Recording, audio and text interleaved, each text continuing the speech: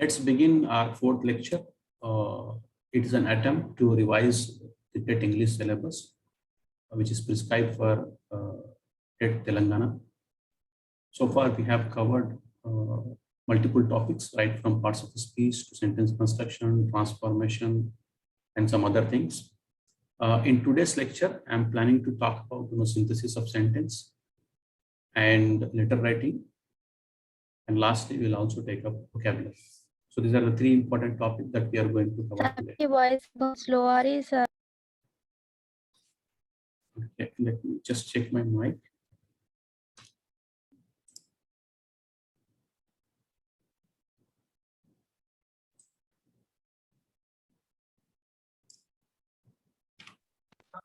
Is it all right now? Okay, hope you are able to hear me now.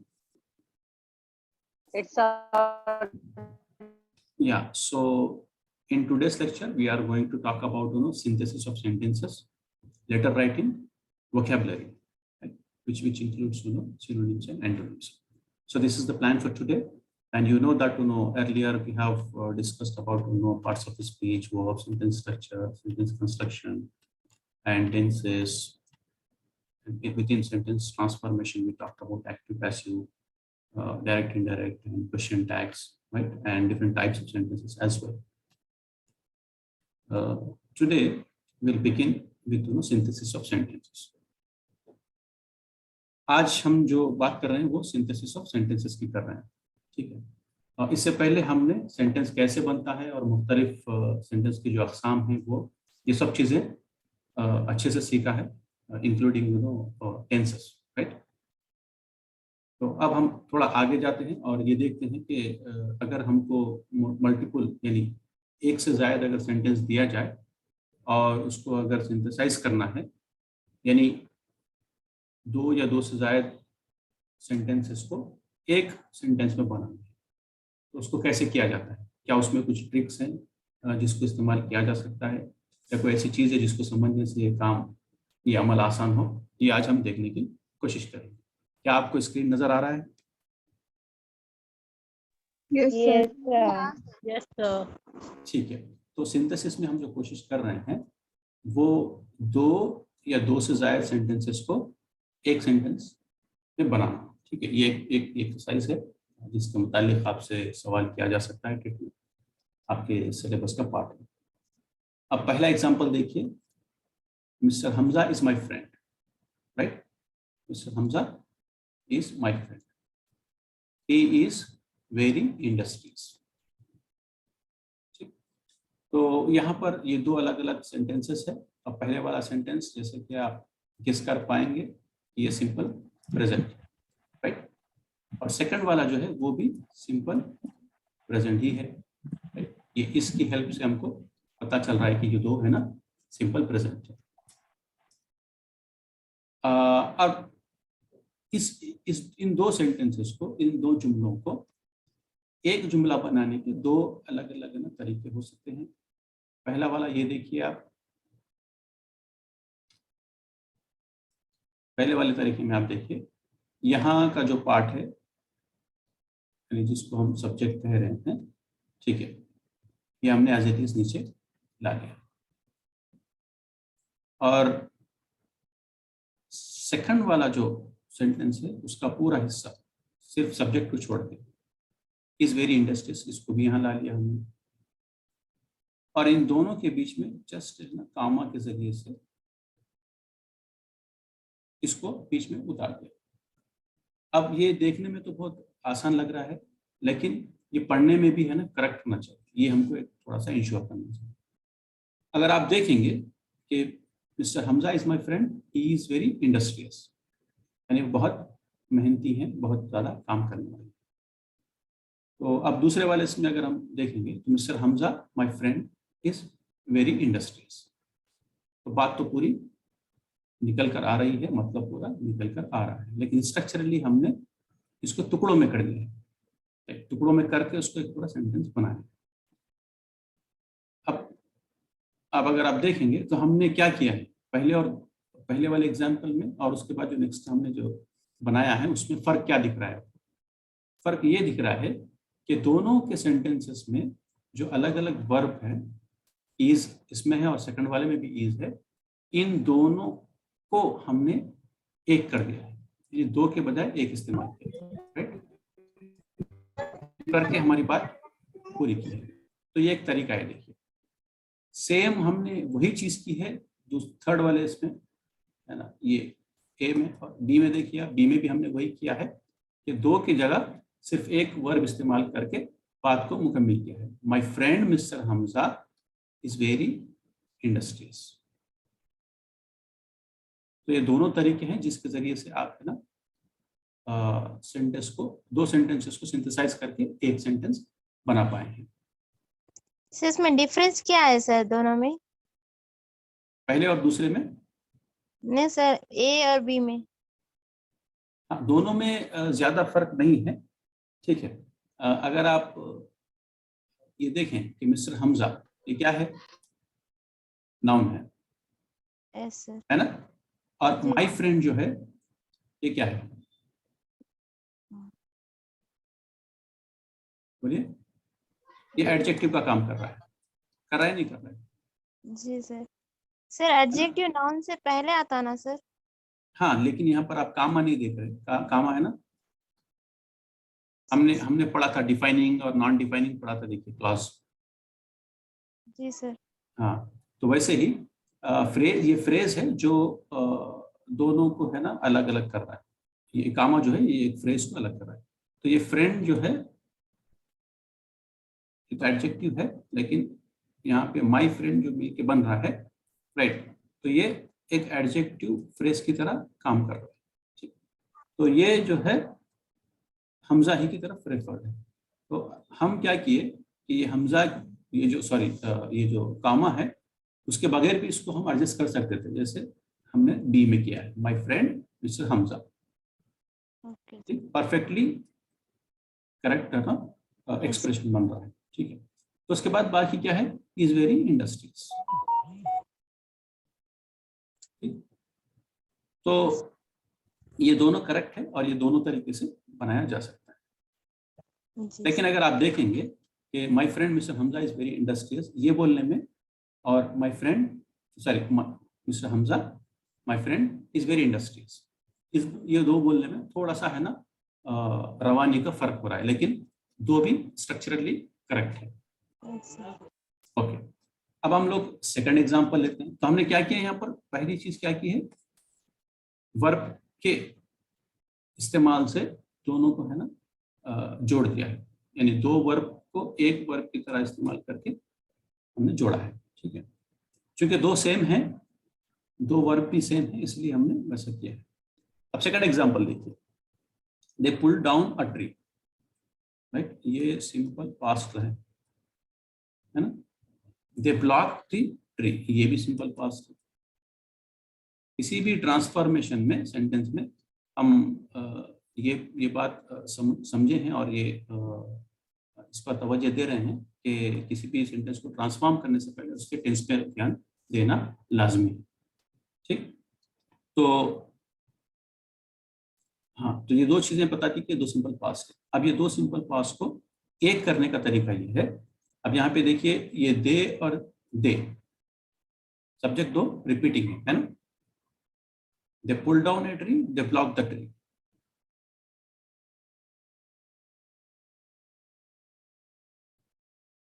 तो यहां पर कौन सा अमल पहले हुआ है? पहले पुल डाउन हुआ है या पहले ब्लॉक हुआ है? ऑब्वियसली पहले झाड़ गिरा है, उसके बाद ही रोड ब्लॉक हुई है। तो इंग्लिश में इसको हम ऐसा कर सकते हैं कि ये जो पुल डाउन है, जो V2 फॉर्म है, उसको हम V1 प्लस ING, जिसे हम जेरंड भी कहते हैं, ये फॉर्म में इस्तेमाल करके बाकी चीज को हम बना सकते हैं।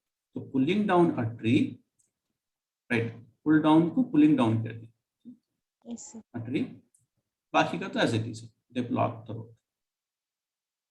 सर इसमें भी बैलेंसिंग इक्वल रहना?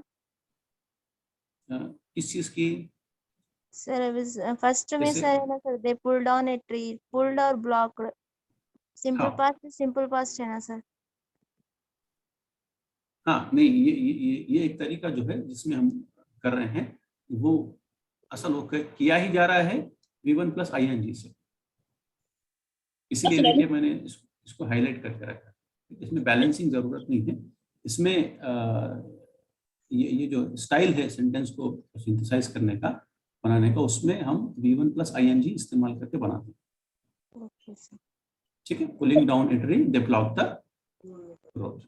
Sir, can you Sir, repeat once? in synthesis method, we are arranging the sentence in sequence, sir. In proper sequence. हाँ, आप थोड़ा सा लाउड बोलिए, मुझे सुनने में थोड़ा सा मसला है। Sir, please one time sir एक बार explanation दीजिए ना सर फिर से। रिपीट करना है एक्सप्लेनेशन? Please sir. हाँ जी। हाँ, तो पहले वाले का तो मसला नहीं है ना, पहले वाला का तो हो चुका, राइट। सेकंड वाले का मैं एक्सप्लेनेशन दे रहा हूँ, right. They pull down a tree, they block the road. ये दो सिंपल पास्ट सेंटेंसेस है। इसमें पहला एक्शन झाड़ का गिरना है और दूसरा एक्शन है रोड का ब्लॉक होना। तो इन दोनों को, दो एक्शन जो हुए हैं, इन दोनों को बोलने का एक तरीका है, क्योंकि दो भी है ना एक्शन है। तो यहाँ पर एक तरीका क्या है, एक स्ट्रक्चर है, एक अंदाज है जिससे ये बनाया जाता है। क्या है वो? उसमें हम V1 प्लस ING से शुरुआत करते हैं, रिस्पेक्टिव ऑफ वहाँ पे क्या वर्क कुछ भी हो, या रीडिंग हो, राइटिंग हो, कुछ भी हो। तो उसमें हम क्या कर रहे हैं, V1 प्लस ING से शुरुआत कर रहे हैं। तो ये वर्ब जो है पहले वाले में, उसको हम क्या कर दिए, V1 प्लस ING के फॉर्म में ला लिए। तो पुलिंग डाउन ये एक हो गया। उसके बाद उसका ऑब्जेक्ट वैसे ही रखा गया, कामा, बाकी ऐसे इट इज। तो सेकंड पार्ट जो है हम उसको कोई छेड़छाड़ नहीं किए हैं, सिवाय कॉमा लगा के कैपिटल को चेंज करने के। ठीक, तो ये एक तरीका है जिसमें आप है ना V1 प्लस ING से शुरुआत करके एज इट इज कर सकते हैं। अब हम थर्ड एग्जांपल पे जाते हैं। My father will here of my failure, he will be shocked. मेरे वालिद मेरी नाकामी के बारे सर में वन डाउट है सुनेंगे। जी बोलिए। सर, ये V1 प्लस इंक का जो फॉर्म है ना सर, अगर फर्स्ट सेंटेंस में अगर वो आया तो जी जैसे V1 अपन प्लस, पुल्लिंग ले लेना सर, सेकंड सेंटेंस में अगर फर्स्ट सेंटेंस, जी sir, V1 plus ing form first हाँ सेंटेंस में अगर आया तो सेकंड सेंटेंस में अपन चेंजेस करना सर। नहीं वो जैसे sir pulling down a tree. हाँ हाँ नहीं, अगर यहाँ पर आएगा तो यहाँ वो गुंजाइश नहीं रहे भाई। अगर इसमें आ जाए तो इसमें गुंजाइश वो नहीं रहेगी। Okay sir, okay thank you. Okay, हाँ, या सिंपल प्रेजेंट में हो तो हम कर सकते हैं, सिंपल पास्ट में तो हम कर पा रहे हैं। तो लेकिन अगर वो वहां पर ही अगर कंटिन्यूअस टेंस है तो फिर यहाँ पर हम वो नहीं कर पाएंगे। ठीक है, तो थर्ड वाला एग्जांपल हम देख रहे थे। तो my father will here of my failure, he will be shocked, यानी मेरी नाकामी के बारे में सुनेंगे तो मेरे फादर शॉक्ड हो जाएंगे, है? अब इसको देखिए, हम प्रीपोजिशन की हेल्प से कर रहे हैं। यहाँ पर पहले वाले में हमने वर्ब की मदद से किया है, यानी दो सेम वर्ब हो या सिमिलर वर्ब हो तो हम एक को अवॉइड करके सिर्फ एक के इस्तेमाल से सेंटेंस को बनाएं। दूसरे वाले में हम V1 प्लस ING के फॉर्म को इस्तेमाल करके बनाए। थर्ड वाले में जो है हम प्रीपोजिशन के इस्तेमाल से बना रहे हैं। So my father will be shocked. अब इसमें क्या किया, हम ये एक्शन पहले ला लिए, जो सेकंड सेंटेंस में था पहले ला लिया। My father will be shocked to hear my failure, of my failure.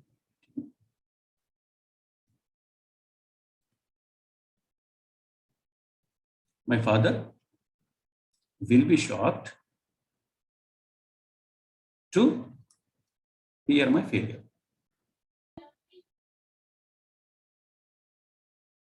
आपको ये समझ में आ रहा है कैसा हो रहा है?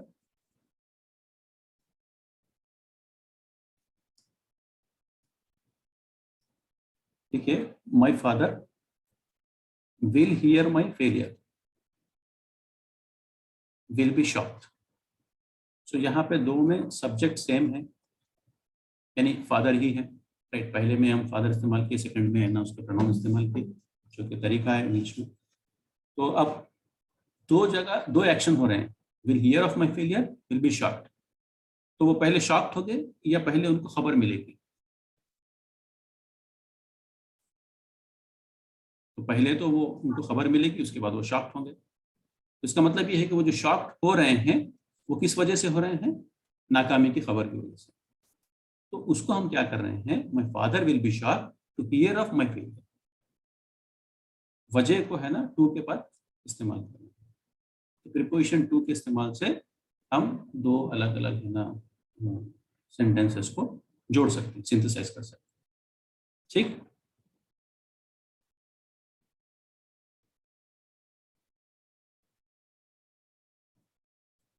आप मुतमईन हैं या एक्सप्लेनेशन फिर देना? सर ये फ्यूचर टेंस में आया तो प्रीपोजिशन यूज करना ना हम? नहीं, उसका फ्यूचर टेंस से तो लेना देना नहीं है। जो टेंस कौन सा भी हो, अब ये जो पूरी बात है वो तो खैर फ्यूचर से रिलेटेड है। ये हो सकता है कि मिसाल के तौर पर कुछ और भी हो सकता है ना। I ate biryani, right? I ate biryani, I got stomach ache. ठीक, अब ये दो जुमले हैं, अगर उसको आप बनाना चाह रहे हैं, I got stomach ache because I ate biryani. ये आप कर सक रहे हैं ना बिकॉज के इस्तेमाल से। तो ये इसी तरीके से आप यहाँ टू के इस्तेमाल से कर रहे हैं। सर इस सेंटेंस में इसमें ग्रामर सर प्रोसेस कैसे तो इस्तेमाल करना पड़ेगा? ये प्रपोजिशन के लिए है या नहीं तो प्रेजेंट टेंस के लिए है? क्या बोले आप? ये जो ग्रामर जो दिखा रहे हैं ना सर आप, इसमें तो इसमें प्रपोजिशन ज्यादा यूज होंगे या नहीं प्रेजेंट टेंस? नहीं, उसमें वो शर्त नहीं है। आप देखिए कि पहले वाले एग्जाम्पल में भी हमने टेंस को एज इट इज ही रखा है, सेकंड वाले में भी हमने टेंस को मेंटेन किया है, राइट? और थर्ड वाले में भी जब बात आई है तो दो विल, ये जो फ्यूचर टेंस है तो हमने इसको टेंस को एज इट इज रखा है। टेंस से छेड़छाड़ ऑलमोस्ट हमने नहीं की है। ठीक, ओके ओके सर। हाँ, अब थर्ड वाले एग्जाम्पल में आ जाइए, फोर्थ वाले एग्जाम्पल में आ जाइए। The sun had set, their journey had not ended. सूरज तो गुरूब हो चुका लेकिन उनकी जर्नी अभी खत्म नहीं हुई। उसी को आप क्या कर रहे हैं, देखिए सब्जेक्ट है और ये had, their journey had not ended. हम क्या करें, the sun had set before the end of their journey, यानी उनकी जर्नी के खत्म होने से कबल सूरज गुरूब हो गया है। ये इसकी एक और अच्छी यानी एक कॉमन सेंस वाली ट्रिक ये हो सकती है कि आप पहले वाले सेंटेंस को अगर एक से दो बार पढ़ेंगे तो ऑटोमेटिक आपको ये अंदाजा हो जाएगा कि इसको हम और किस तरीके से इस बात को बोल सकते हैं। यानी सूरज तो गुरूब हो गया, उनकी जर्नी अभी खत्म नहीं हुई, यानी अभी उनकी जर्नी बाकी है। तो the sun had set before the end of their journey. तो ऑप्शन में आपको शायद ये दे सकता है, तो आप इसमें है ना जस्ट बिफोर लगा देंगे तो आपका काम हो जाएगा। बस जो सेंस है वो निकल कर आना है सर, हम लोगों को समझ आया था देखकर ऑप्शंस में। हाँ, ये आपको समझ में आएगा, यही बोलना चाह रहा था मैं। थोड़ा सा अगर आप कॉमन सेंस इस्तेमाल लगाएंगे तो है ना समझ में आ जाएगा। जनरली क्या होता है कि दो चीजें जब कनेक्ट हो रही होती है तो उसमें कुछ ना कुछ कनेक्शन होता है, कुछ ना कुछ ना लॉजिक होती है ना। जैसे मैं एग्जांपल दिया था, I ate biryani, I got stomach ache. तो इन दोनों में क्या था, कॉज एंड इफेक्ट था, राइट? कुछ कॉज हुआ था फिर उसका कुछ नतीजा था, इफेक्ट हुआ था उसका। तो ऐसा कुछ ना कुछ उसके अंदर हर इसमें है ना जुमले में कुछ ना कुछ लॉजिक होती है। मिसाल के तौर पर Hamza is my friend, he is very industrial. तो इसमें लॉजिक ये है कि ये दोनों बातें है ना हमजा ही के बारे में है और ये दोनों उसकी है ना सिफात है, तो आप उसको करीब एक जगह कर दिए। अब सेकंड वाले में क्या है, कि एक झाड़ है जो गिरा और जिसके सबब क्या हुआ, रोड ब्लॉक हुई, तो आप उसको क्या किए, वैसा कनेक्ट करते हैं।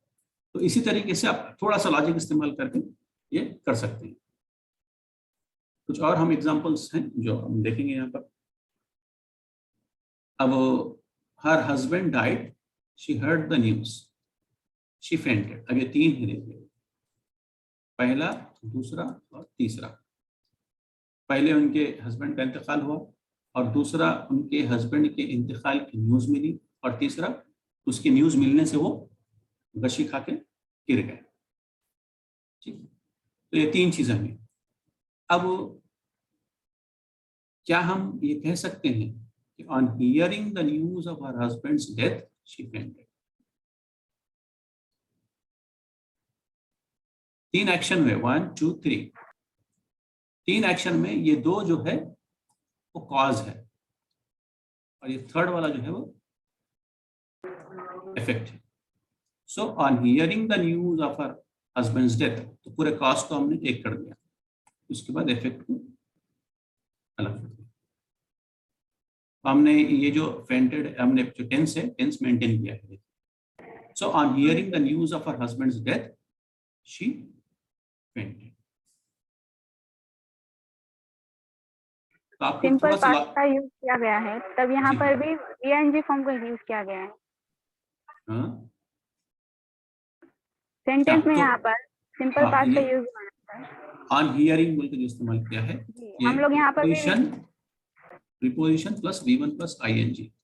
इससे पहले हमने सिर्फ प्रीपोजिशन से इस्तेमाल से किया था सेकंड वाले एग्जांपल में, और यहाँ पर क्या कर रहे हैं हम लोग, preposition plus V1 plus ING के फॉर्म से इस्तेमाल। On hearing the news of her husband's death she fainted. और लेकिन जोड़ने में हम जो कर रहे हैं वो क्या कर रहे हैं, कॉज और इफेक्ट को बैलेंस कर रहे हैं। तो ये 2 इवेंट से जो कॉज बने हैं थर्ड वाले इवेंट के लिए, तो जो इफेक्ट है, तो हम लोग कॉज को एक जगह कर दिया और इफेक्ट को अलग रखा। सर उसमें ऐसा नहीं ऑन हुआ here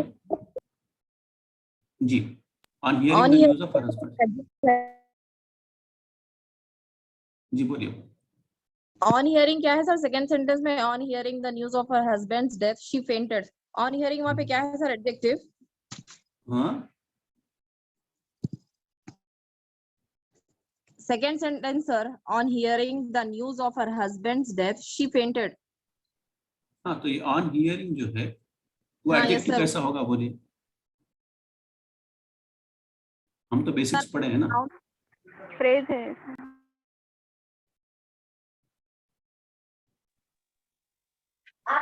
preposition plus verb plus ING, V1 plus ING. जी प्लस ing ठीक form। एज है, अ फ्रेज तो के तौर हम पर लोग है यूज। ना अब फोर्थ ना, अब ये 6th वाले एग्जांपल पे देखेंगे। तो आप ये याद रखिए कि हम preposition plus V1 plus ING form के इस्तेमाल से जोड़ सकते हैं, राइट।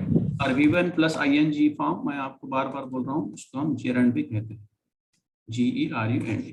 ठीक, ओके। अब नेक्स्ट एग्जांपल देखिए, चलिए नेक्स्ट एग्जांपल देखते हैं। ही हैज फेल्ड मेनी टाइम्स। ठीक है, ठीक है, आप मत बोलिए, मत सर आप अभी आप कुछ बोल रहे थे, GREND कुछ कहते हैं। GERUND, gerund. ये V1 प्लस ING का जो फॉर्म होता है उसको टेक्निकली जेरंड भी कहते हैं। तो आपको जब स्ट्रक्चर में आपकी नॉलेज टेस्ट करेंगे तो हो सकता है वहां पर V1 प्लस ING देने के बजाय वो ये दे देंगे प्रीपोजिशन प्लस जेरंड, तो आपको कंफ्यूज नहीं होना है। जेरंड का मतलब V1 प्लस ING है। ठीक, okay. So he has failed many times, he still hopes to succeed. ये 2 अलग अलग सेंटेंस है। ठीक, अब यहाँ पे देखिए, यहाँ पे ही हैज फेल्ड प्रेजेंट परफेक्ट है, और ये जो है सिंपल प्रेजेंट है, तो दोनों है ना प्रेजेंट में है। अब in spite of many failures he still hopes to succeed. तो ये तो पूरा एज इट इज आ गया, देखिए नीचे है ना, लेकिन उससे पहले कामा है और उसके हमने क्या किया, मेनी फेलियर्स, थोड़ा सा इसको ट्रांसफॉर्म किया इन स्पाइट ऑफ के इस्तेमाल से, या एक और तरीका जो है और एक सब्स्टिट्यूट वर्ड हो सकता है वो डिस्पाइट मेनी फेलियर्स और in spite of many failures he still hopes to succeed. बस यहाँ पर लॉजिक है, लॉजिक से आप जोड़ रहे हैं, और वो जोड़ने के लिए हम या तो एडवर्ब्स इस्तेमाल करते हैं यूजुअली, राइट, या कंजंक्शन इस्तेमाल करते हैं। ये आपको याद रखना है। I have some duties I must perform, 7th वाले एग्जाम्पल में आ जाइए। I have some duties I must perform, so I have some duties to perform. So to जो है ये क्या है, प्रीपोजिशन है ना, राइट। Yes sir. तो प्रीपोजिशन किस मदद से हम है ना उसको यहाँ पर जोड़ रहे हैं। The watch was expensive, he could not buy it. The watch being expensive होने की वजह से he could not buy it. So ये being के इस्तेमाल से भी हम क्या करते हैं, बना सकते हैं, जोड़ सकते हैं। अब यहाँ पे रीजन है, देखिए ये साहब खरीद नहीं पा रहे हैं क्योंकि वो वॉच बहुत महंगी थी। तो उसको बोलने का अंदाज ये है अलग, वो ये है कि the watch being expensive he could not buy it. आप थोड़ा सा इस पे तवज्जो देंगे तो आपको ज्यादा मसला नहीं होगा। चलिए, तो अब हम आगे चलते हैं। आज की जो और नेक्स्ट टॉपिक है वो लेटर राइटिंग है। तो लेटर्स वो है 1-to-1 कम्युनिकेशन के लिए होता है, पर्सन टू पर्सन, राइट, या एंटिटी टू एंटिटी, यानी एक कंपनी से दूसरी कंपनी में हो सकता है, या एक पर्सन से दूसरे पर्सन, या एक कंपनी के एक पर्सन से दूसरे कंपनी के दूसरे पर्सन, या दूसरे ऑर्गेनाइजेशन के दूसरे पर्सन से हो सकता है, या इंडिविजुअल से ऑर्गेनाइजेशन भी हो सकता है, या ऑर्गेनाइजेशन से इंडिविजुअल भी हो सकता है। लेटर राइटिंग में दो होते हैं, फॉर्मल और इनफॉर्मल। राइट। तो इनफॉर्मल जो दोस्त अहबाब लिख लेते हैं या रिश्तेदारों में वगैरह लिख लेते हैं, राइट, तो उस टाइप के लेटर्स क्या होते हैं, इनफॉर्मल। यहाँ पे लैंग्वेज भी इनफॉर्मल होती है और कोई फॉर्मेट की उस पर क्या बोलेंगे टाइप नहीं होती है। लेकिन फॉर्मल, जहाँ पर हम फॉर्मल की बात करते हैं, जिसके मुताल्लिक़ यूजुअली पूछा जाता है, तो फॉर्मल में ऑफिशियल पर्पसेस के लिए लिखा जाता है और उसमें उसका फॉर्मेट जो होता है वो एक स्टैंडर्ड फॉर्मेट ऑलरेडी दिया जाता है या इस्तेमाल में आता है। यानी जो जैसा चाहे वैसा फॉर्मेट में नहीं लिख सकते, एक स्टैंडर्ड फॉर्मेट होता है, उसमें लिखना पड़ता है। और उसमें लैंग्वेज भी जो होती है वो पोलाइट होती है। क्या होती है? पोलाइट होती है और फॉर्मल लैंग्वेज। तो ये दो चीजें हैं जो एक लेटर को फॉर्मल लेटर बनाते हैं। अब अगर हम letter Sir, languages should be polite in both letters or in formal letter only? नहीं, फॉर्मल लेटर में पोलाइट होना जरूरी है, और इनफॉर्मल में अगर आप पोलाइट हो तो हो, ना भी हो तो कोई मुश्किल नहीं। ठीक, ओके, थैंक यू। तो फॉर्मल लेटर में जो 7 अहम एलिमेंट्स है वो हम आज देखेंगे, और उसके इस्तेमाल कैसे किया जाता है एक सैंपल में भी हम देखेंगे। तो अब जब भी आप एक लेटर लिख रहे हैं फॉर्मल, तो उसमें ये 7 चीजें जरूरी है। ये क्या है? मैंडेटरी चीजें हैं, इसका होना लेटर में जरूरी है। यानी आप अगर लेटर भेज रहे हैं तो आपका एड्रेस होना उसमें जरूरी है। ये इसलिए जरूरी है कि अगर वो आपको रिप्लाई करना चाहे तो आपके एड्रेस पे आपको भेज सके। अब आजकल अगर आप फॉर्मल लेटर ईमेल से भेजते हैं तो यहाँ पर ईमेल एड्रेस की जरूरत पड़ती है ना। यानी जो आप आजकल है ना, आप किसी को ईमेल नहीं भेज पाएंगे अनलेस आपका ईमेल खुद उसमें रिकॉर्ड हो जाए। ठीक, तो वो ये मसला इलेक्ट्रॉनिक वाले कम्युनिकेशन में, इलेक्ट्रॉनिक वाले लेटर में नहीं रहता है। तो जब आप हैंड रिटन दे रहे हैं या टाइप दे रहे हैं तो आपको सेंडर्स एड्रेस देना पड़ेगा, फिर किस डेट पे वो लिखा गया लेटर उसकी जरूरत होती है, और रिसीवर्स एड्रेस, आप जिसको भेज रहे हैं उसका भी एड्रेस लेटर में जरूरी होता है। उसके बाद ग्रीटिंग है, सैल्यूटेशन है, जैसे हाय, हेलो, है ना, रिस्पेक्टेड वगैरह वगैरह जो है वो उसकी जरूरत पड़ती है। उसके बाद जो है बॉडी ऑफ द लेटर, यानी असल जो मुद्दा है उसमें उसकी जरूरत पड़ती है। फिर लास्ट में आप थैंकिंग यू वगैरह जो लिखते हैं, सब्सक्रिप्शन है, और फिर आपकी सिग्नेचर। तो ये कुछ 7 अहम एलिमेंट है जो एक लेटर में जरूरी है। तो एक सैंपल हम अभी देखेंगे, आपको पता चल जाएगा कि क्या क्या हो रहा है, कैसा हो रहा है। ये सैंपल देखिए, आप देख पा रहे हैं sample? Yes sir. Yes sir. तो ये जो पहला पार्ट है ये है एलिमेंट 1, यानी आपका एड्रेस दे रहे हैं, राइट। और दूसरा जो है ये जिसको भेज रहे हैं उससे रिलेटेड है, उनका एड्रेस वगैरह है। और ये थर्ड चीज जो है ये सैल्यूटेशन है। और ये फोर्थ जो है ये बॉडी ऑफ द लेटर है, यानी इसमें जो आपकी मुद्दा डिटेल जो भी है आप इसमें बयान कर रहे हैं। और वो जो सब्सक्रिप्शन की मैंने बात की थी वो ये है, थैंक यू। उसके बाद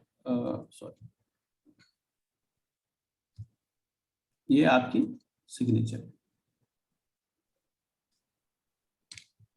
7 वाला कौन सा मिसिंग हो गया? अच्छा, डेट मिस कर दी। अच्छा, ये डेट सेकंड होना चाहिए बस उस लिहाज से जी। 1 3 ये 4 ये 5 अभी 6 और लास्ट वाला 7 जी। सर सब्सक्रिप्शन और सिग्नेचर राइट साइड भी कर सकते हैं? नहीं, ये जो मैं आपको सैंपल बता रहा हूँ यही फॉर्मेट है जी, स्टैंडर्ड। ठीक, ये जो मैं आपको फॉर्मेट बता रहा हूँ यही है। अगर आप इसको आप अज्यूम कीजिए, आप यही चीज आप अगर ईमेल से भेज रहे हैं तब भी आपको इधर ही लिखने की गुंजाइश रहेगी। आप इस साइड पे ईमेल में नहीं लिख पाएंगे। लिख पाएंगे क्या? नहीं लिख पाएंगे।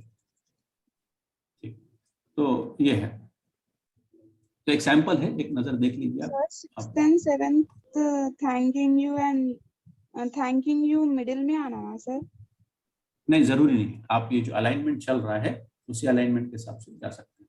ये देखिए आप ये पूरा है ना लेफ्ट अलाइन है, राइट, पूरी चीजें लेफ्ट अलाइन। क्या बोलते सर जी? थैंकिंग यू को क्या बोलते हैं? सब्सक्रिप्शन कहते हैं। ठीक, जैसा हाय हेलो वगैरह है उसको हम सैल्यूटेशन कहते हैं या ग्रीटिंग्स भी कहते हैं। तो वैसे ही यहाँ पे सर है या रिस्पेक्टेड सर है, राइट, डियर सर है, ऐसा जो भी आप ऐसा भी बोलना है, या रिस्पेक्टेड एडिटर भी है, कुछ भी है तो वो सब सैल्यूटेशन में आएगा। ओके, तो ये कुछ चीजें थी जो हम लेटर से मुताल्लिक समझ रहे थे। अगर आपको इससे रिलेटेड कुछ क्वेश्चन है तो पूछ लीजिए, वरना हम आगे बढ़ेंगे। सर ये लेटर में एड्रेस और डेट है ना, वो राइट साइड है ना, लेफ्ट साइड पे भी आता बोल के है थोड़े लेटर। जी सर, हमको भी यही डाउट है।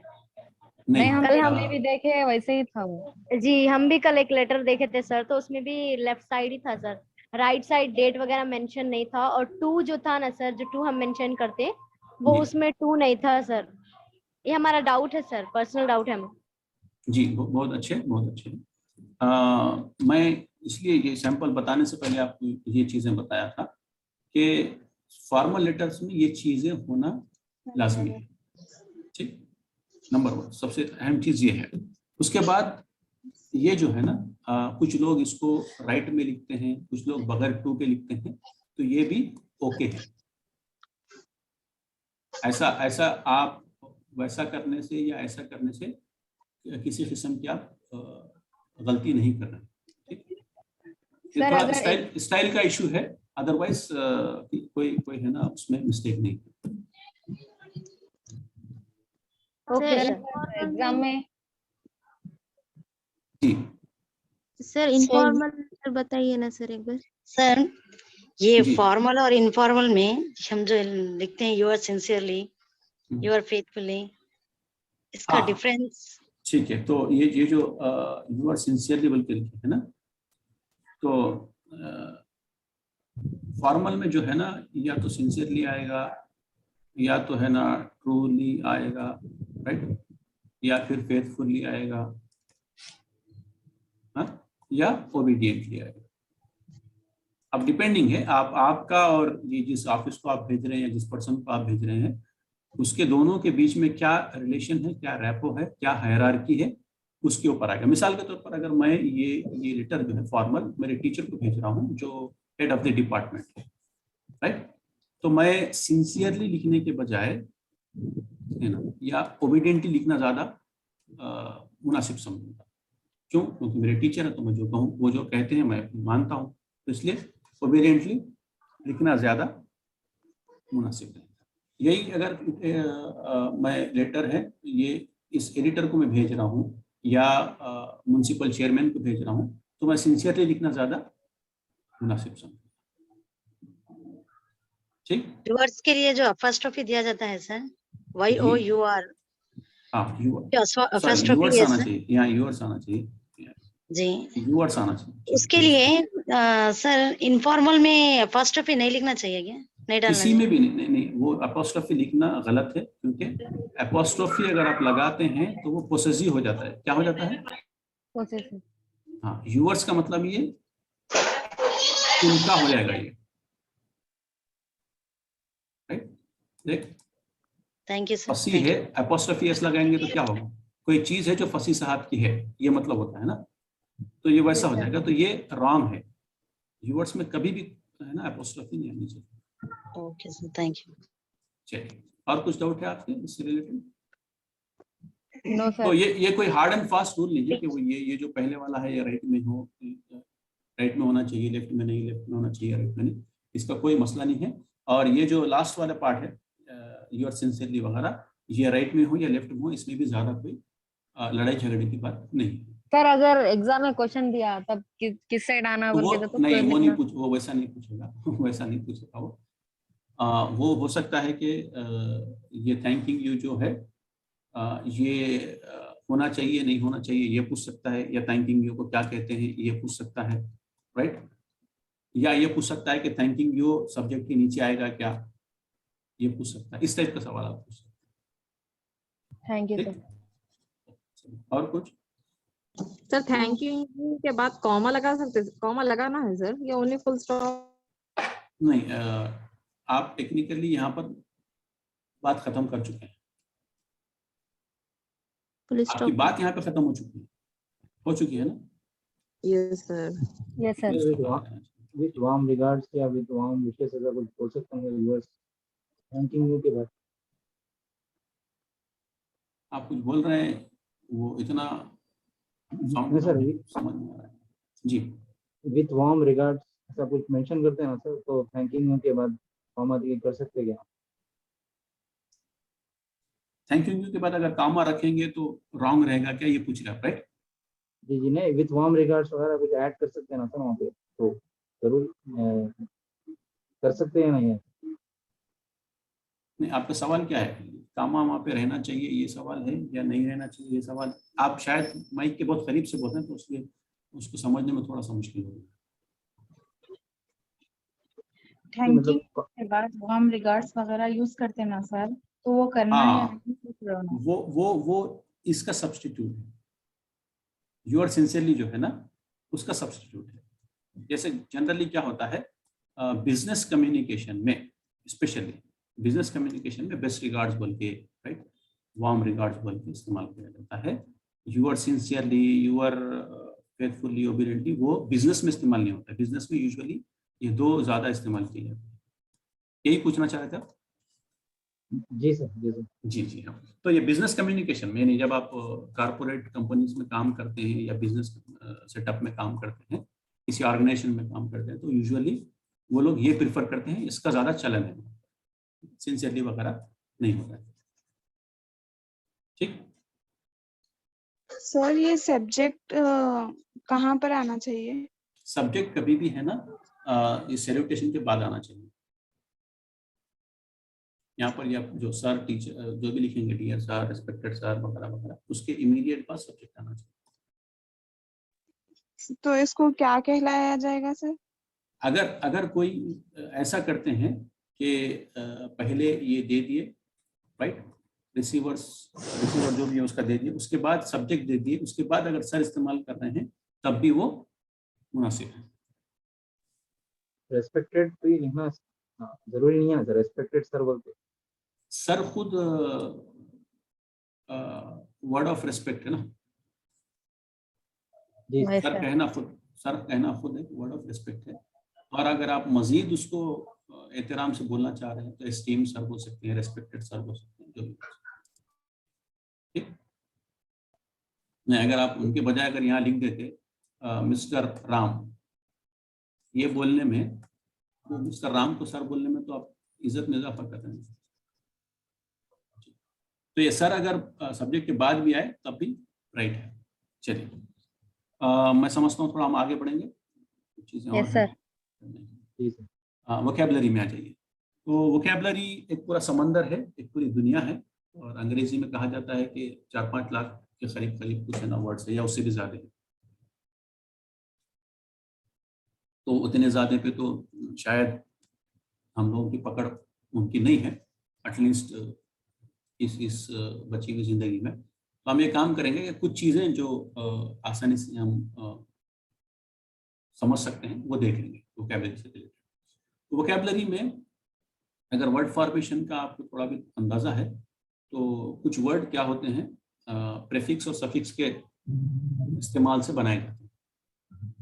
मैं उसके वो टेक्निकल डिटेल्स में नहीं जाऊंगा, उसका मौका नहीं है, फिर कभी मौका मिला तो उस पर हम जाएंगे कि मॉर्फिम्स जो है वो डेरिवेशनल मॉर्फिम्स है और वगैरह वगैरह, तो वो बाद में हम कभी मौके से देखेंगे। लेकिन आप इतना समझिए कि कोई भी वर्ड के फर्स्ट में लगा एक्स्ट्रा पार्ट्स हो सकते हैं, एक्स्ट्रा पार्ट्स हो सकते हैं जिसे हम प्रीफिक्स एंड सफिक्स कहते हैं। जैसे मिसाल के तौर पर अब ये पहले वाला है एक्टर। एक्टर जो है ये, इसमें कितने पार्ट आपको नजर आ रहे हैं?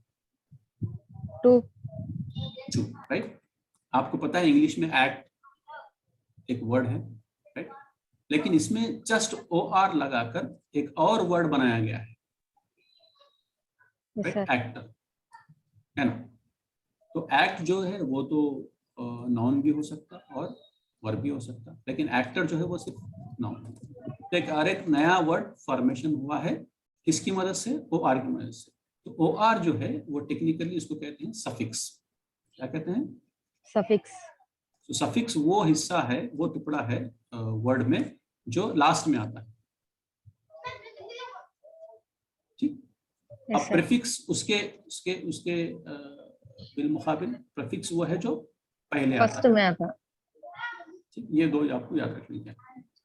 तो आपको जब भी वर्ड से रिलेटेड अगर सवाल आए, आइडेंटिफाई द वर्ड वगैरह, तो आप पहले ये देखिए कि उस वर्ड का अगर आपको उस वर्ड का मतलब मालूम है डायरेक्ट तो आपको ज्यादा परेशानी की बात नहीं है। अगर नहीं भी मालूम है तो आप उस वर्ड को देखिए कि उसके प्रीफिक्स और सफिक्स कुछ है क्या। ठीक है, तब यहाँ पे ग्रेटफुल है, राइट, ग्रेटफुल, अनग्रेटफुल अपोजिट है। मिसाल के तौर पर एड्रेस और एड्रेस सी है, तो एड्रेस सी में से आपको पता चलेगा कि एड्रेस के बाद ये डबल ई लगा हुआ है, तो ये डबल ई जो है वो क्या है? सफिक्स है। एबिलिटी है, एबिलिटी में इन लगा हुआ है, इसकी वजह से ये दूसरा वर्ड है, ये प्रीफिक्स है। तो इस तरीके से आप वर्ड को थोड़ा सा, आपको मैं ये नहीं कह रहा हूँ कि आप 100% वर्ड को पहचान लेंगे, बट आप जो पहचानने की कोशिश कर रहे हैं उसमें कहीं ना कहीं आपको फायदा होगा। ये आप इस तरीके से भी आकर आप वर्ड पे नजर डालें। अब ऐसे बहुत सारे वर्ड हो सकते हैं जो आपसे पूछे जाएं, है ना। अब आप फर्स्ट क्लास से लेके 10th क्लास तक बहुत सारी कहानियां, बहुत सारे लेसन इंग्लिश में रहे हैं, तो किसी भी लेसन से कहीं से भी वो आपसे है ना पूछ सकता है। तो हम वो तो आप गारंटी नहीं दे सकते कि कौन सा वर्ड पूछेगा, लेकिन हाँ कोई भी अगर वर्ड पूछेगा तो उसको हम समझने की कैसा कोशिश कर सकते हैं वो देख रहे हैं। ठीक, उसमें हम सफिक्स और प्रीफिक्स के इस्तेमाल से समझने की कोशिश करेंगे। मिसाल तौर पर एड्रेस सी है तो इसका मतलब ये है ये वर्ड का ताल्लुक कहीं ना कहीं एड्रेस से है ना। Yes sir.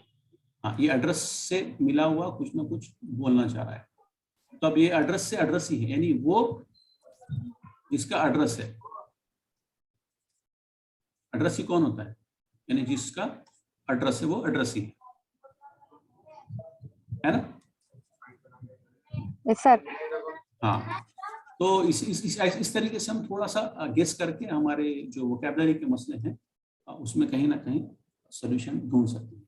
अब हम देखते हैं इसका अगर इस्तेमाल से, सफिक्स और प्रीफिक्स के इस्तेमाल से हम कैसे सिनोनिम्स एंड एंटोनिम्स को है ना आइडेंटिफाई कर सकते हैं। जैसे अब मैंने आपको है ना सिनोनिम में आपको है ना बताया कि ये एड्रेस और एड्रेसी में कहीं ना कहीं कुछ कनेक्शन है, माने में कहीं ना कहीं कुछ कनेक्शन है। इसी तरीके से अब देखते हैं कि हम एंटोनिम्स कैसे आइडेंटिफाई कर सकते हैं प्रीफिक्स की मदद से। अब एंटी जो है, राइट, वो क्या है, उसका मतलब है अगेंस्ट। तो जितने भी है ना ये पूरे डिज, D, M, N, for, N, M, N, ये पूरे जितने भी प्रीफिक्सेस हैं ये पूरे क्या है एंटोनिम्स बनाने में हेल्प करते हैं, राइट। अब यहाँ पे एग्जांपल देख लीजिए, फ्रीज है ना, तो फ्रीज का अपोजिट बनाने के लिए क्या इस्तेमाल किया गया है, एंटी। अब कोड है, कोड का एंटी बनाने के लिए डी कोड किया गया है। कनेक्ट है, कनेक्ट का अपोजिट बनाने के लिए डिस इस्तेमाल किया गया है, राइट। प्रेस है, प्रेस मीन्स ऐसा लपट देने के लिए, राइट। तो एम्ब्रेस है, तो ऐसे कोड है, उसका क्या है, एनकोड है। और प्रीफिक्सेस के इस्तेमाल से हम लोग है ना ये समझ सकते हैं कि क्या हो सकता है।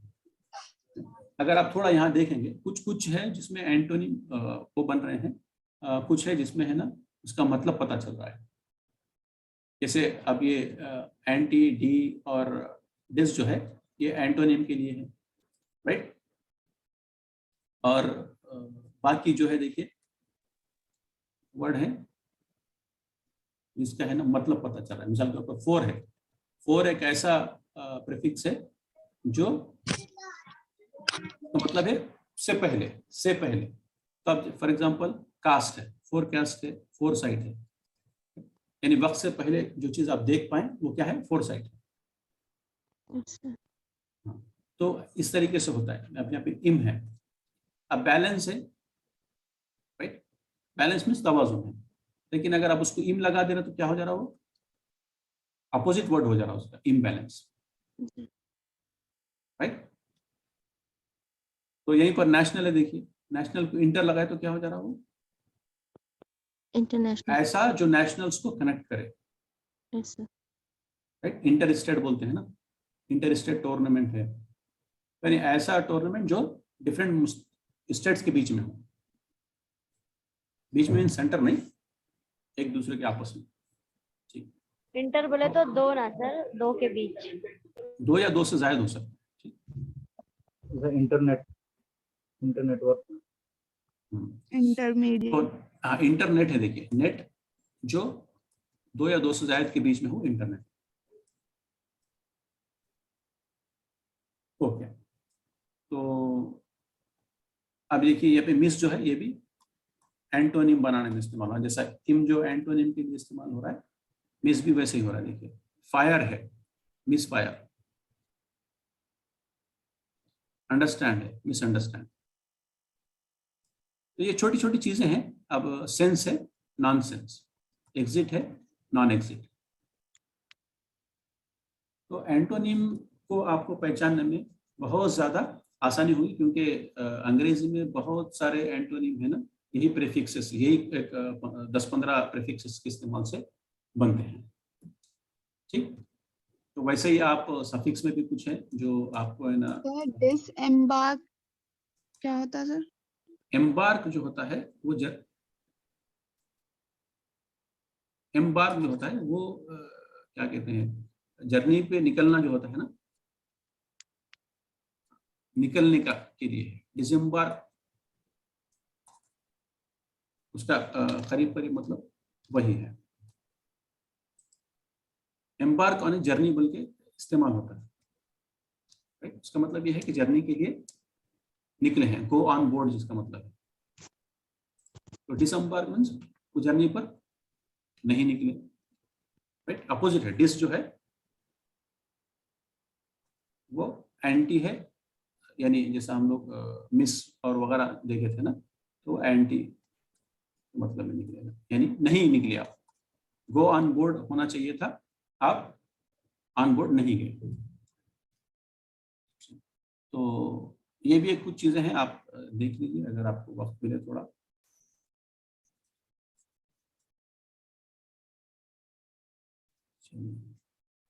ओके, तो कुछ मैंने रूल्स है ना, स्लाइड स्क्रीनशॉट ले लेते।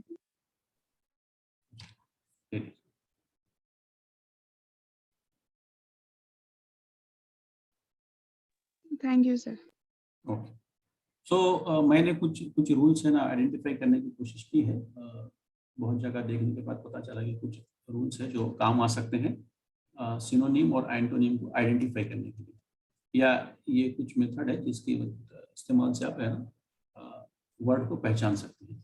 तो पहली चीज़ क्या करना है, जो वर्ड दिया गया है उसको समझने की कोशिश करना है, जो भी दिया गया है, ठीक है।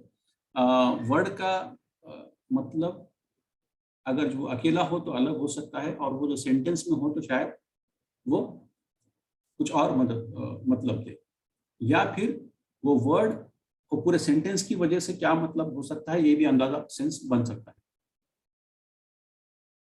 ठीक है, एक पर्टिकुलर वर्ड है जो आपको नहीं मालूम है, लेकिन वो अगर जुमले में इस्तेमाल हुआ है तो वो जुमले के मतलब में इसके मतलब की तरफ इशारा आपको मिल जाएगा। ऐसा होता है, आप एग्जाम्पल में देखेंगे इंशाल्लाह। तो पहला रूल क्या है, आप उस वर्ड को उस सेंटेंस में ही समझने की कोशिश कीजिए। 102 बार अगर आप वो सेंटेंस पढ़ेंगे तो कहीं ना कहीं आपको क्लू मिल जाएगा कि इसका क्या पॉसिबल मीनिंग हो सकता है ना। ठीक, एक चीज। दूसरी, जो बाकी ऑप्शन 4 ऑप्शन दिए होते हैं ना, 1 2 3 4, आपको कभी भी 4 ऑप्शन दिए थे, तो आपको ये देखना है कि अगर आपका पर्टिकुलर वर्ड जो है वो पॉजिटिव वाला है, राइट। जैसे मिसाल तौर पर ग्रेट है, राइट, ग्रेटफुल एक आपका वर्ड है, तो इसका मतलब ये क्या, ये पॉजिटिव वाला है। अगर आपके ऑप्शन में कहीं पर है ना अनप्रोफेशनल बोल के दिया हुआ है, राइट, इसमें अन है, तो इसका मतलब ये है कि अगर आपको इस वर्ड का मतलब पूछ रहा है, राइट, इसका मतलब या इसका सिनोनिम वगैरह कुछ पूछ रहा है, तो इसका मतलब ये है कि ये पॉजिटिव वर्ड का नेगेटिव सिनोनिम नहीं हो सकता। हो सकता है क्या? नो सर, नहीं हो सकता। तो ये अन, इन वगैरह जो है, ये देखना है कि ये पॉजिटिव है तो ऑप्शन में से जो नेगेटिव है वो हमारा कथन नहीं है। आप ब्लाइंडली उसको है ना रिजेक्ट कर सकते हैं। और ये अगर अनग्रेटफुल है तो यहाँ पर अगर कोई पॉजिटिव है तो आपको ये क्लिक होना चाहिए कि ये पॉजिटिव नहीं हो सकता है, क्योंकि नेगेटिव वर्ड का मतलब नेगेटिव भी हो सकता है। ठीक, हम एंटोनिम की बात नहीं कर रहे हैं, हम सिनोनिम की बात कर रहे हैं या गिवन वर्ड के मतलब की बात कर रहे हैं। सर नेगेटिव है तो उसका अपोजिट भी नेगेटिव में रहेगा। जी, नेगेटिव का अपोजिट नेगेटिव रहेगा ना। ओके, अगर पॉजिटिव है तो पॉजिटिव, पॉजिटिव का पॉजिटिव रहेगा। Okay, thank you sir.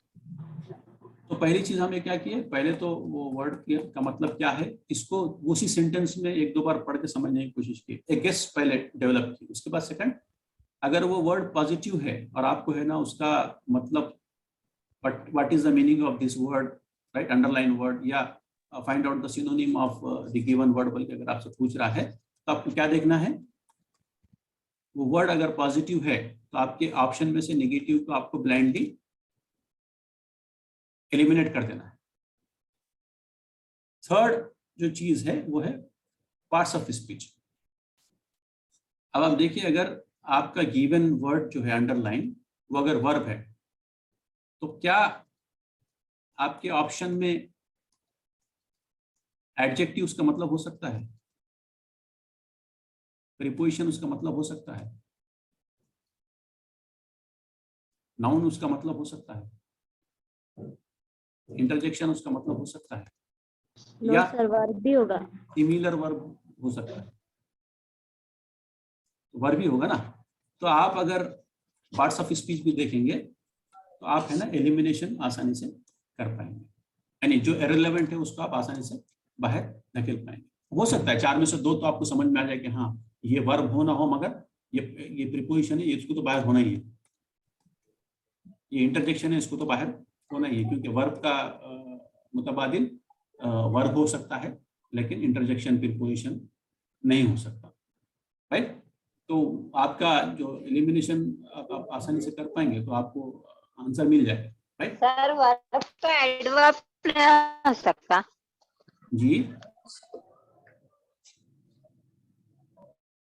Verb का दोस्त वर्ब ही हो सकता है ना, वर्ब का मुतबादिल वर्ब ही हो सकता है, नाउन का मुतबादिल नाउन ही हो सकता है। एडवर्ब भी हो सकता होगा नहीं, पूछ रहे हैं।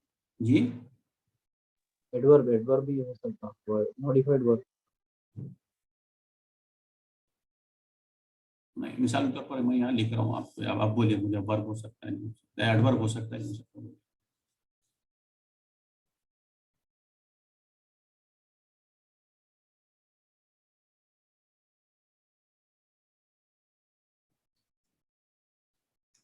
ये क्या है? Look into. ठीक, लुक इनटू है। अब अगर मुझको आप ऑप्शन 3, 4, 5 दे दो, राइट?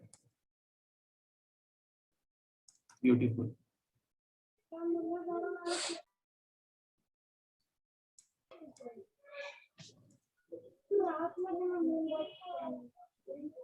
कंसीडर,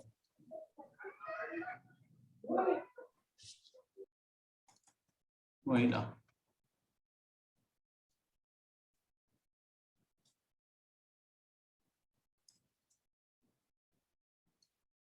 तो अब आप कैसा करेंगे एलिमिनेशन? ब्यूटी। सर समझ नहीं आ रहा क्या है वो। पहले वाला ब्यूटीफुल है, सेकंड वाला कंसीडर है, थर्ड वाला वाइला है और फोर्थ वाला प्रिफर है। सेकेंड ये 4 चीजें। तो आप consider sir, consider sir what is the meaning of voila? Viola ये है, अगर कोई चीज आप किसी की, आपको सडनली किसी है ना जीत की खबर मिली है, तो आप सडनली जो चीख के बोलते हैं ना, इंटरजेक्शन है सर वो। ये हाँ, इंटरजेक्शन। ऐसा। ठीक है, तो आपको पता चल रहा है यहाँ पर कि ब्यूटीफुल जो है वो एडजेक्टिव है, वो लुक इनटू का नहीं हो सकता। लुक इनटू एक है ना वर्ब है, राइट? कौन सा वर्ब है? फ्रेजल वर्ब है, right? तो फ्रेजल वर्ब है, वो वर्ब है तो जाहिर सी बात है, तो आपको इसमें वर्ब भी हो सकता है। तो पहले वाला तो हम एलिमिनेट कर दिए, थर्ड वाला भी एलिमिनेट कर दिए, तो बचे 2 हैं। आपको प्रेफर का मतलब मालूम है तो लिहाजा ये कंसिडर होगा, या कंसिडर का आपको मतलब मालूम है तो डायरेक्ट पता चलेगा कि हाँ ये। तो जो मैं बता रहा था, थर्ड उसूल जो है जिसका इस्तेमाल करके आप एलिमिनेशन कर सकते हैं वोकैबुलरी के क्वेश्चंस में, वो है पार्ट्स ऑफ स्पीच देख लेना। अगर वर्ब है तो उसका सिनोनिम जो है वो वर्ब ही होगा, और उसका है ना मीनिंग भी वर्ब से रिलेटेड ही होगा। और दूसरा जो है लास्ट वाला जो है वो एडजेसेंट वर्ड्स देखना है, यानी जो वर्ड आपसे पूछा जा रहा है अंडरलाइन करके, उसके राइट में और लेफ्ट में क्या है ये आपको देखना है। तो उससे भी क्या होता है, आपको थोड़ा सा मदद मिल सकती है।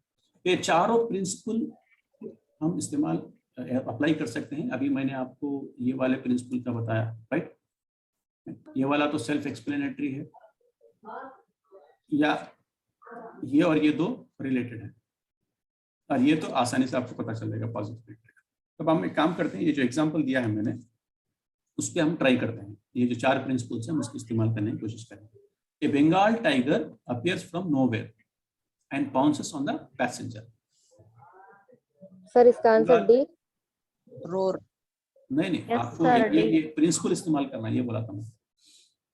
ए Bengal tiger appears from nowhere, यानी एक अब आप थोड़ा सा उसको मीनिंग समझिए।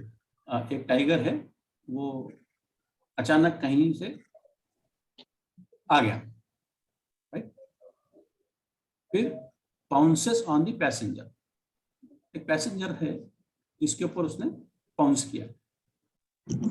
यहाँ पर इससे पहले एंड है, उसके बाद ऑन है, तो पैसेंजर पर किया उसने। अब देखेंगे कैच, पैसेंजर पर कैच कर सकता हूं? नहीं सर। पैसेंजर को कैच कर सकता हूं। फॉर एग्जांपल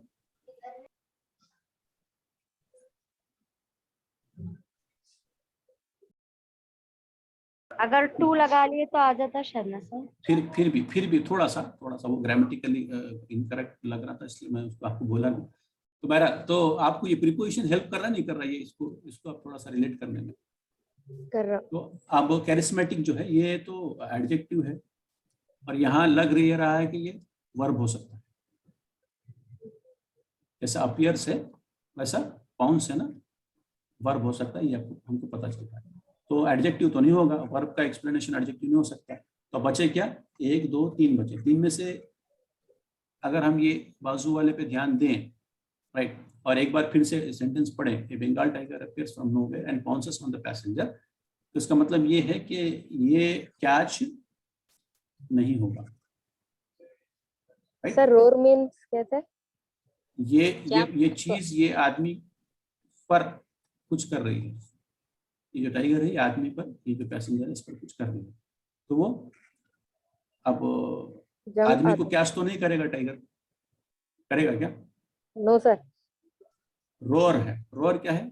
दहाड़ना है। तो वो आदमी पे दहाड़ेगा, पॉसिबल है।